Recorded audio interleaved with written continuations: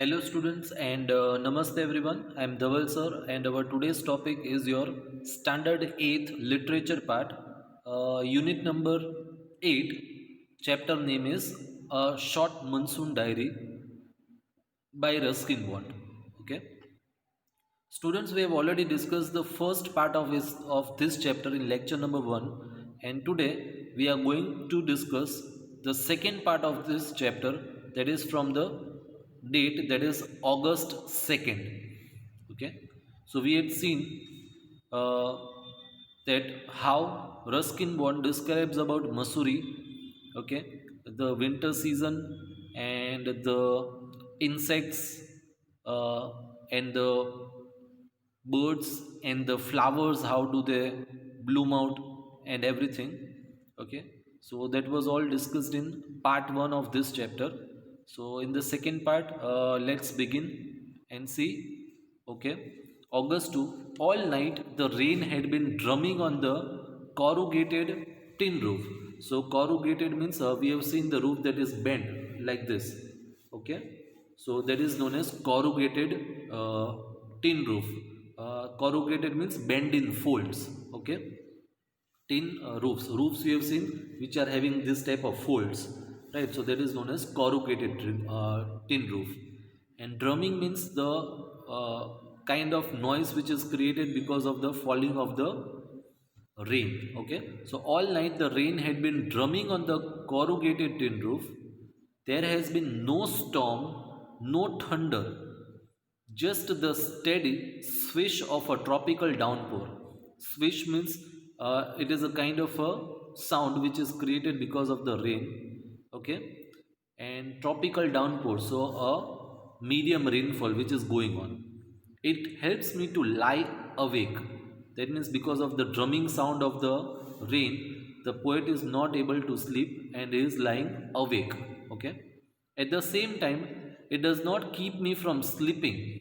It doesn't keep me from sleeping. Okay, it helps me to lie awake. That means he is not able to sleep. At the same time, it doesn't keep me from sleeping. That means what? That means the writer, as it is a cold atmosphere because of the rain, even he is feeling sleepy at the same time, though he is not able to sleep. It is a good sound to be read by the rain outside, the quiet within. The rain is going on outside, making a lot of noise, and inside the house there is a total silence and quietness. Okay, and although tin roofs are given to springing unaccountable leaks, there is a feeling of being untouched by and yet in touch with the rain. So, as this is a tricky paragraph where the writer is trying to say that although tin roofs are given to springing unaccountable leaks, there is a feeling of being untouched by and yet in touch with the rain. That means, as in the previous line, we saw that the writer's house is having a tin roof, right? So, in that tin roof, there are holes made in it, and from those holes, a bit of drop of rain is coming. Okay, a bit of drops of water from the rainfall is coming into the writer's house, and though the rainfall is going outside, he feels safe from the rain. But at the same time, those because of those raindrops falling in the house, he feels that yet he is in touch of the rain. Okay, outside there is too much rain, and the writer himself is lying inside the house, uh, totally dry. Okay, because he is not in contact of the rain, but at the same time there is a tin roof from where there are drops of water are coming in, uh, which touches the writer, and he is getting the feeling of being touched with the rain. Okay, so that is what is explained in this paragraph. We'll move further. The rain stops, the clouds begin to break up, the sun strikes the hill on my left. A woman is chopping up the sticks. Chopping the sticks means cutting the sticks. Okay, I hear the tinkle of cowbells. So in early morning, as the cows are out for grazing, for grazing the field, right, tinkling of the sound from the neck of the cowbells is coming. In the oak tree, a crow shakes the raindrops from his feathers and caws disconsolately. Cause means making the sound of ka, ka, ka, right? Disconsolately means unhappily because it got wet because of the rain. Water drips from a leaking drain pipe, and suddenly, clean and pure, the song of the whistling thrush emerges like a dark, sweet secret from the depths of the ravine. Ravine means valley. So, what the writer is saying, water drips from the leaking drain pipe, and suddenly, clean and pure, the song of the whistling thrush. Right. So, thrush means a small songbird. Okay, it is a small bird which keeps on singing song. So the whistling of the thrush means, as I said, it is a song uh, singing bird, a small song singing bird emerges like a dark sweet secret, right? So unexpected thing is coming all the way, that is the song of the bird. Okay, from the valley. So that is described here. Then August 12, endless rain and a permanent mist. So again on the 12th of August, there is a endless, there is a continuous rain coming and a permanent mist. Mist means, as we have seen in the beginning, due to the rainfall and everything, right? The moisture and everything, there is a fog created. Okay, so we haven't seen the sun for 8 or 9 days, as there is endless rain, continuous rain.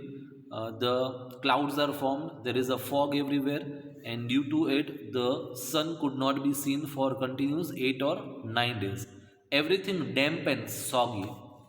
Right, so damp means wet, and soggy means wet, that is dull and lifeless, right? Because everything is wet everywhere, no one is coming out, there is no movement seen because of continuous rain and water, right? So the atmosphere and the life has become like a lifeless thing. Okay, nowhere to go because the people, they are staying inside their home. Pace the room. Pace the room means to walk here and there in the room itself. Look out of the window at a few bobbing umbrellas. Bobbing means there is making a quick, short up and down movements. Right. The people who are carrying the umbrellas. Right. The up and down movement of the umbrella is known as the bobbing umbrellas. So if people, due to some or the other important work, if they are going out, all of them are carrying the umbrellas and the umbrellas going up and down. That is bobbing umbrellas. At least it isn't cold rain, right? Because the rain in the hill stations are very very cold. The rainwater is so chilly, right? It is very difficult to bear that rain. Okay, so the writer is saying at least it is not cold. The hillsides are lush as late monsoon flowers begin to appear. So in the picture we can see there is greenery, and with that there is a blossom. Okay, flowers are appearing out, and balsam, dahlias, begonias, and ground orchids. So these are the name of the different flowers and their plants. Okay, so what the writer is saying, that with the uh, appearing of August, everywhere there is greenery, and along with the greenery, due to the rain, the flowers, they have come out. Okay, then it is August 31st. It is the last day of August and the lush monsoon growth. Okay, so lush monsoon growth has reached its peak. So lush means the greenery. That is, there is a abundant growth of greenery everywhere. Wherever you will find, there will be greenery only, right? So lush means greenery, and abundant means that is, as I said, growing to its highest level, right? So lush monsoon growth has reached its peak. The seeds of the cobra lily are turning red, signifying that the rains are coming to an end. That means with some plants and the flowers, they come with the rainy season, and with it's with its departing away, even they will also end up dying. That means the plants will die, okay, and it will turn red. In a few days the ferns will start turning yellow, but right now they are still firm, green and upright. Ground orchids, more lady sleeper, so this is also a kind of flower, and the white butterfly orchids put on a fashion display on the grassy slopes of the Landors. So this is Landor is the name of a place, and over there these are the different types of flowers, which is increasing its beauty. Okay, wild dahlias, red, yellow, and magenta rear their heads from the rocky crevices where they have taken hold. Right, so again, wild dahlias, and then the color of dahlias is given, that is red, yellow, and magenta. Rear their heads from the rocky crevices. Right, so rocky crevices meaning is given narrow openings or cracks in the rock or a wall where they have taken hold. So from those cracks it is emerging out. Okay, snakes and rodents flooded out of their holes because of the rainwater entering inside their burrows or holes. They are coming out. So snakes and rodents, flooded out of their holes and burrows, take shelter in roof, attics, and go downs. Right, so as it is said that their burrows are filled with water, they take their shelter in the roofs. Attic means the extra space below the roof. The roof is there, below that there is some extra space where we can store something. That space is known as attic. Okay, and go downs. A shrew weak of eyesight. Shrew means chachundar. Okay, so shrew, and we all know that these chachundars, they are weak at eyesight. Okay, they have a very weak eyesight, so weak of eyesight, blunders about the room. Blunders about the room, that means it moves here and there in the room. Okay, much to the amusement of the children, and when they come in the home, the children, they get a lot of uh, happy by seeing these chachundars. Don't kill it, admonishes their grandmother. So admonishes means warns or advises or scoldings also. Right, we can say admonishes means warning given or a scolding by their grandmother. What the grandmother is saying and why she is scolding the children, don't kill it, because chachundars are lucky, they bring money. Right, so this is the belief in India. Okay, and sure enough, I receive a check in the mail, not a very large one, but welcome all the same. So she is saying why these chachundars are lucky enough. Okay, then the date is October 3. We have we have gone straight from monsoon into winter rain, snow at higher altitudes. No, so during monsoon there is a rainfall, but as in winter, as the temperature decreases a lot, instead of rain there is a snowfall at higher altitudes.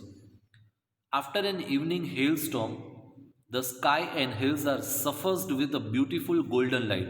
Right, so suffused with beautiful uh, golden sunlight. That means after there was a hailstone, the sun's light is falling on those mountainous places and it is shining like anything. Okay, January 26. Winter rains in the hills. Okay, winter rains in the hills. So in the hushed silence of the house, okay, when I am quite alone and my friend who was here has gone. So there is a complete silence, okay, in the house, and the writer is all alone. So I am quite alone and my friend who was here has gone. It is very lonely, very quiet, and I sit in a liquid silence, a silence within, surrounded by the rhythm of rain. So the writer is completely silent, uh, in the peace, sitting in the peace, and he's listening to the rhythm of the rain, the sound of the raindrops. Okay, The steady drift of water on leaves, on lemons, on roof, drumming on drenched dahlias and window panes. Drenched means wet. Right? So because of the rainfall, the flowers, the windows and everything has become wet. While the mist holds the house in a dark caress. Okay, mist means, as I said, the fog. In the picture also you can see, right, the mist is there. And if you will visit to the hill stations, it is a very wonderful experience. I had visited Nainital and I had the same experience. When I reached over there, it was the evening time, right, and when I opened the window, it was a clear picture. I could see the lake from my hotel window, from my room. And I just took the shower, and when I came out, I could not see anything because there were clouds or the mist outside my window, right. So usually at this kind of places, this kind of scenery can be seen. Okay. And caress means the way it is trying to hug or touch the windows or the house, right. So it is written, while the mist holds the house in the dark caress.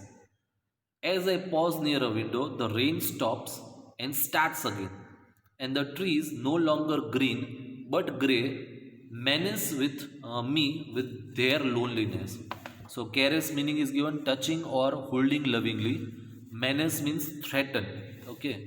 So and the tree is no longer green because already the monsoon has gone, and because of the winter, the trees, they have become gray because of the snowfall. Okay. So green but gray, menace me with their loneliness. So we don't like to see the gray trees, right. Usually when it is green in color, it is full of life, it is very active and lively. But when it turns gray, we don't like to see, we feel sad, right. So therefore it is written, menace me with their loneliness. March 23rd. Late March, end of winter. The blackest cloud I have ever seen squatted over Missouri.